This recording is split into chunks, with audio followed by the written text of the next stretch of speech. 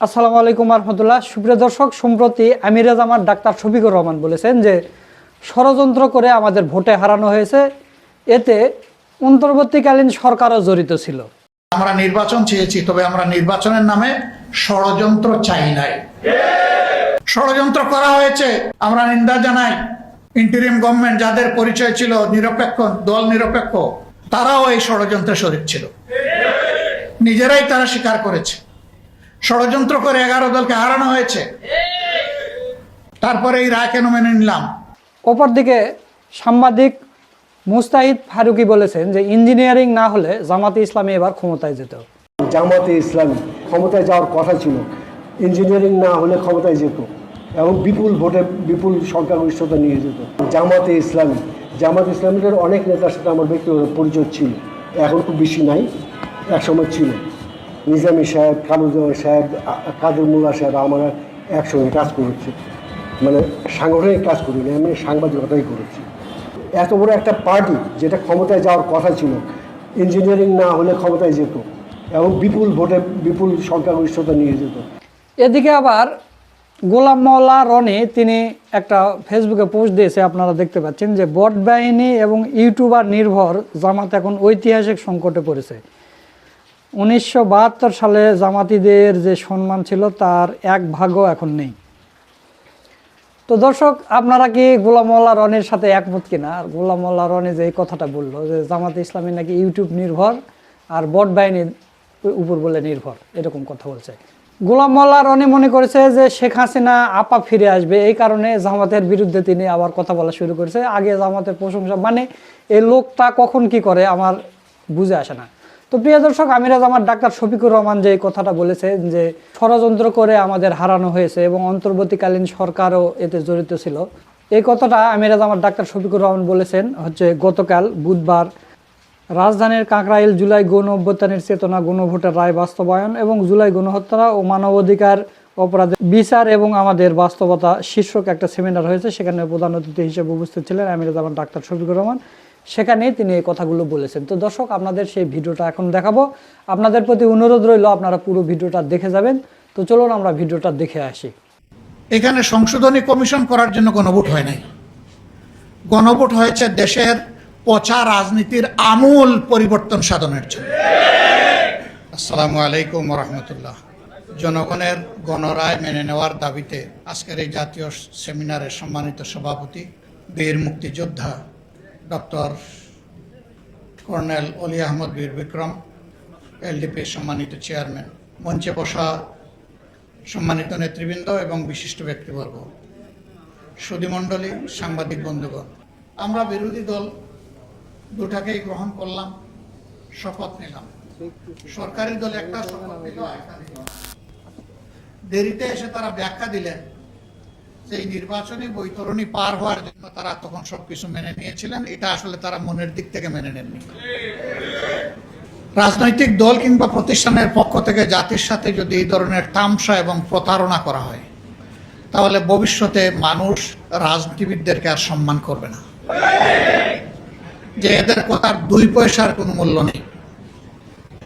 এরা যখন তাদের সুবিধাজনক জায়গায় পৌঁছে যাবে, তখন জনগণের সাথে দেওয়া সমস্ত ওয়াদা ভুলে যাবে।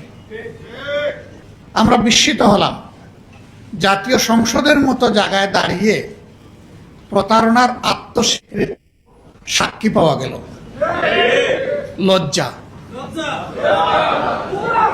সামান্য হায়া শরম থাকলে এটা হওয়ার কথা ছিল না।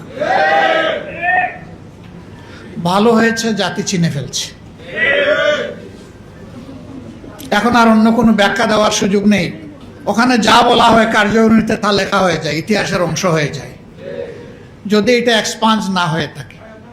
যেহেতু এই বক্তব্য এক্সপাঞ্জ হয় নাই, কাজেই এই আত্মস্বীকৃতিও রেকর্ড হয়ে থাকলো।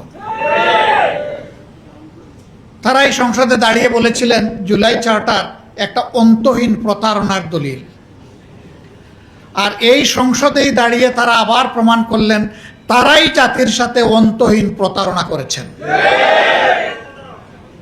তারা বলেন এই 4টা প্রশ্ন আমি বুঝি না, সাধারণ জনগণ বুঝে কিভাবে? আমার প্রশ্ন হলো, 4টা প্রশ্ন যদি জনগণ না বুঝে তাইলে 31টা বুঝে কিভাবে?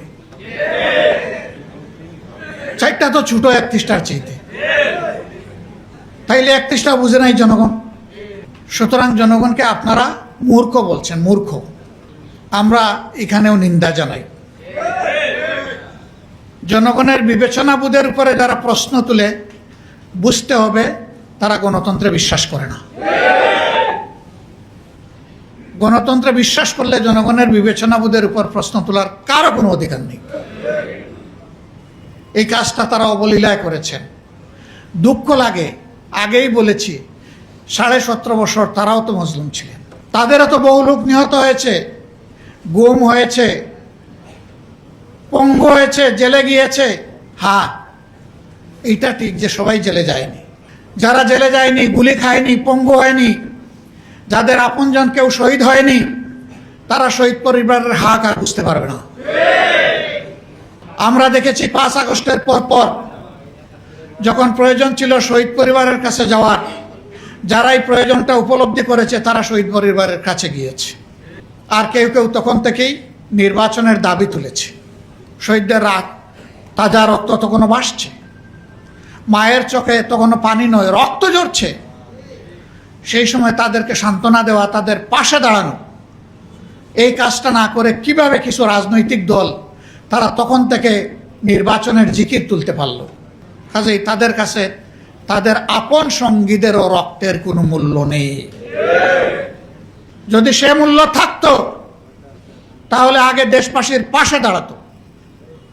নির্বাচন কার জন্যে? সরকার কার জন্যে? জনগণের জন্যে। সেই জনগণ ট্রমাটাইজড, আহত, দারুণ কষ্টে আছে। তাদের কষ্টে পাশে না দাঁড়িয়ে তখন সেই কাজ করা হয়েছে, আর আমাদেরকে ব্লেম দেওয়া হয়েছে আমরা নির্বাচন চাই না।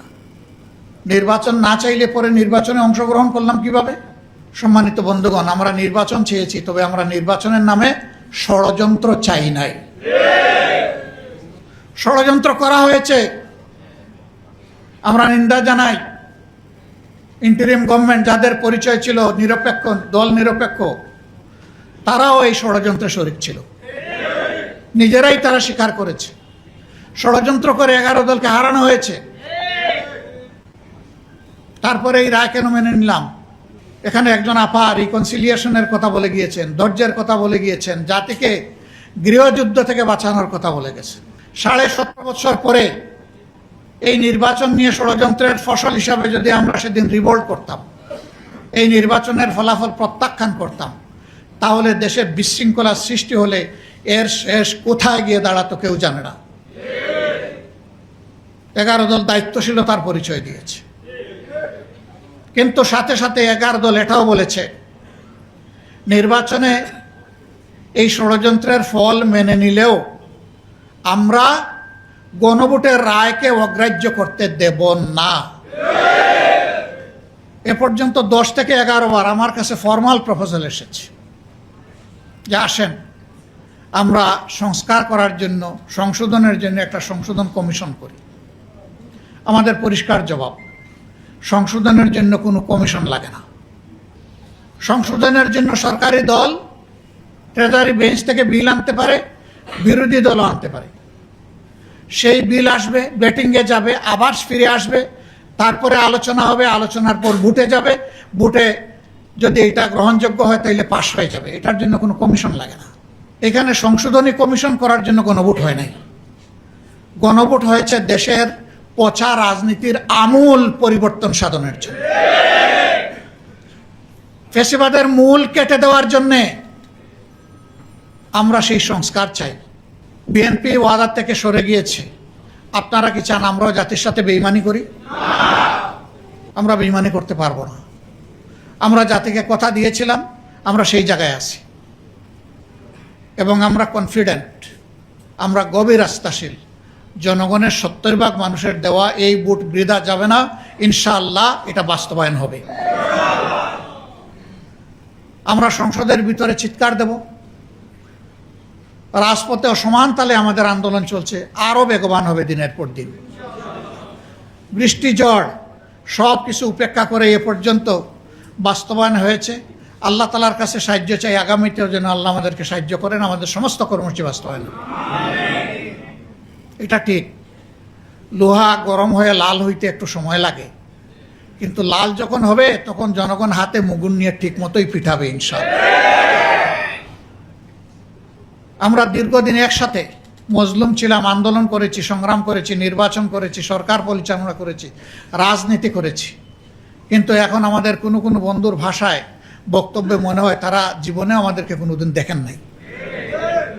ভুলে গেছেন এত তাড়াতাড়ি, স্মরণ হতে সময় লাগবে না, একটা ঝাঁকুনি যথেষ্ট।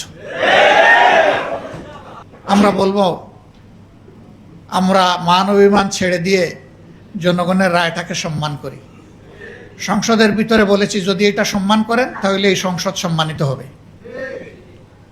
যদি সম্মান না করেন তাহলে যেখানে স্পিকারের অনুমতি লাগে না ওখানে বক্তব্য হবে। তবে হ্যাঁ, এই দেশকে আমরা ভালোবাসি, কোনো অশুভ শক্তিকে মাঝখান থেকে খেলতে দেব না ইনশাআল্লাহ। নাক কান সজাগ রেখেই আমাদের সব কাজ চলবে এবং সময় মতো জনগণের আকাঙ্ক্ষাও পূরণ হবে ইনশাআল্লাহ। আমরা কোনো ফেসিবাদ নতুন হোক পুরাতন হোক মেনে নেব না, এ বিষয়ে স্পষ্ট। জেল জুলুমের ভয় দেখাবেন না। একজন তো মাথা গরম করে সংসদের ভিতরেই বলে ফেললেন এইটা না করলে ওইটা না করলে পরিণতি এমন হবে। আমরা জবাবে বলেছিলাম 55 বছর এই পরিণতি দেখে দেখেই বাংলাদেশ আজকে এই জায়গায় এসে দাঁড়িয়েছে। ও ভয় আমাদেরকে দেখাবেন না। সর্বোচ্চ পরিণতি কি? ফাঁসির তক্তা। এর উপরে তো দুনিয়ার কোনো পরিণতি নাই, অথবা একটা গুলি। আলহামদুলিল্লাহ, দেশের জন্য, জাতির জন্য, আল্লাহর জন্য প্রস্তুত আছি, কোনো অসুবিধা নেই। লড়াই আমাদের চলবে ইনশাআল্লাহ, বিজয় জনগণের হবে। তার আগ পর্যন্ত লড়াই থামবে না।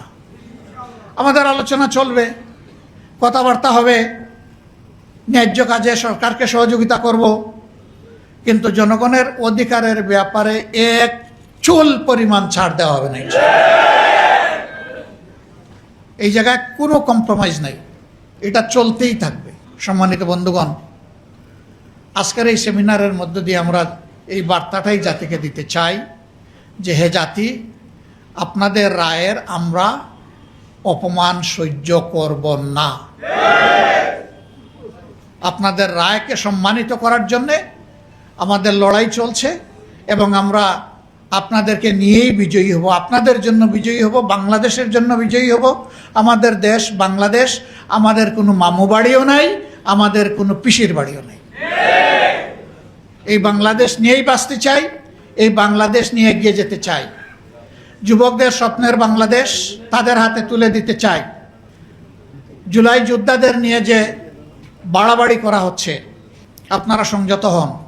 সংযত না হলে জনগণের উত্তাল ঢেউ আর জোয়ারে সমস্ত খড়কুটা ভেসে যাবে। আইন আমরা হাতে তুলে নেওয়ার পক্ষে নই, কিন্তু আমরা তাও বলবো যে কেউ শালীনতার সীমা লঙ্ঘন করে জুলাইকে অপমান করার দুঃসাহস আর দেখাবেন না। যদি দেখান, মনে রাখবেন এই যুব সমাজ, এই জনতা এখনো ঘুমিয়ে যায়নি। যারা সশস্ত্র বাহিনীর সামনে খোলা হাতে দেশপ্রেম নিয়ে দাঁড়াতে পেরেছিল, আজও তারা দাঁড়িয়ে আছে। আমরা ঘুমাইনি, আমরা ঘুমাবো না। আল্লাহ হাফিজ, বাংলাদেশ জিন্দাবাদ। আসসালামু আলাইকুম ওয়া রাহমাতুল্লাহ। সুপ্রিয় দর্শক, আপনারা আমিনুজ্জামান ডাক্তার শফিকুর রহমানের ভিডিও সহ পুরো ভিডিওটা দেখলেন। তো আজকের এই ভিডিওটা আপনাদের কাছে কেমন লেগেছে এবং গোলাম মোল্লা রনি যে কথাটা বলল এই বিষয়ে আপনারা কি বলতে চান তা অবশ্যই কমেন্ট করে জানিয়ে দেবেন। ভিডিওটা ভালো লাগলে শেয়ার করবেন। সকলকে ধন্যবাদ। আসসালামু আলাইকুম ওয়া রাহমাতুল্লাহ।